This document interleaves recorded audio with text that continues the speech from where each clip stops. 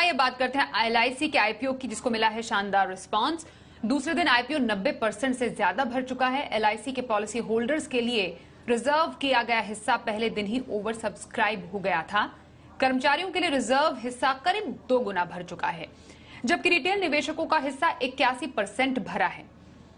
IPO के तहत 16,20,78,067 share बिक्री के लिए रखे गए हैं। निवेशकों को 9 मई तक पैसे लगाने का मौका मिलेगा। रिटेल निवेशक मिनिमम 1 लॉट यानी 15 शेयरों के लिए अप्लाई कर सकते हैं। इस हिसाब से रिटेल निवेशकों को 45 रुपए के डिस्काउंट के बाद मिनिमम 13,560 रुपए लगाने होंगे और मैक्सिमम लिमिट है 14 लॉट यानी 210 शेयर। और निवेशक मैक्सिमम 1,89,840 रुपए लगा सकते हैं।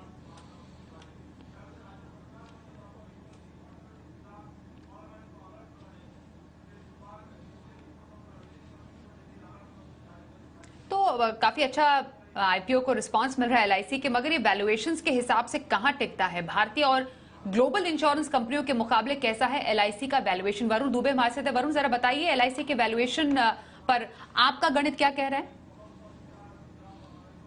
देखिए, वैसे तो पूरे देश को एलआईसी के आईपीओ का इंतजार था और फाइनली ये आईपीओ आ चुका है। देश का सबसे बड़ा आईपीओ है, लेकिन अगर आप इस कंपनी की तुलना भारत की बाकी लाइफ इंश्योरेंस कंपनी से करें या ग्लोबली इंश्योरेंस कंपनी से करें तो आपको समझ में आएगा कि ये सबसे सस्ती कंपनी है। सबसे पहले घरेलू कंपनियों से इनकी वैल्यूएशन के अगर आप कंपैरिजन करें तो HDFC life, SBI life, ICICI pru, ये 3 कंपनियां हैं जिनके साथ आप कंपैरिजन कर सकते हैं।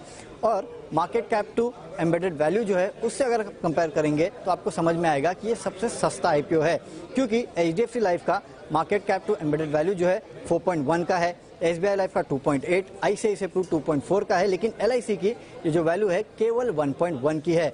सिर्फ यही नहीं, सॉल्वेंसी रेशियो अगर आप देखेंगे तो करीब 1.83 के आसपास है। आरबीआई के रूल्स कहते हैं कि 1.5 के आसपास रहना चाहिए, यानी कि वो भी अच्छी खासी है। वही वीएनबी मार्जिन को लेकर काफी लोग चर्चा करते हैं कि बाकी कंपनियों के मुकाबले इस कंपनी के कम है, क्योंकि बाकी लाइफ इंश्योरेंस कंपनीज के अगर आप देखेंगे तो 25 से 28 के बीच में है, इस कंपनी का करीब 9.3 के आसपास है। दरअसल जो पार प्रोडक्ट्स है उनके कहीं ना कहीं ओवरऑल पोर्टफोलियो में ज्यादा वेटेज होने के चलते जो वीएनबी मार्जिन है वो कम है। हालांकि आगे चल के कंपनी जो नॉन पार प्रोडक्ट्स है उसका पार्टिसिपेशन बढ़ाएगी, उसके बाद जो वीएनबी मार्जिन है वो बाकियों के लेवल पे आ सकते हैं। वहीं बाकी ग्लोबल कंपनियों के साथ इस कंपनी को अगर कंपेयर करें तो ज्यादातर दुनिया भर की कंपनियों या दुनिया भर की जो इंश्योरेंस कंपनीज है उनसे ये कंपनी आपको सस्ती ही नजर आएगी। केवल 2 कंपनियां, चाइना लाइफ इंश्योरेंस और पिंग एंड इंश्योरेंस, ये 2 कंपनियां हैं जिनके वैल्यूएशन एलआईसी से थोड़े सस्ते हैं, 0.2 से 0.5 के आसपास।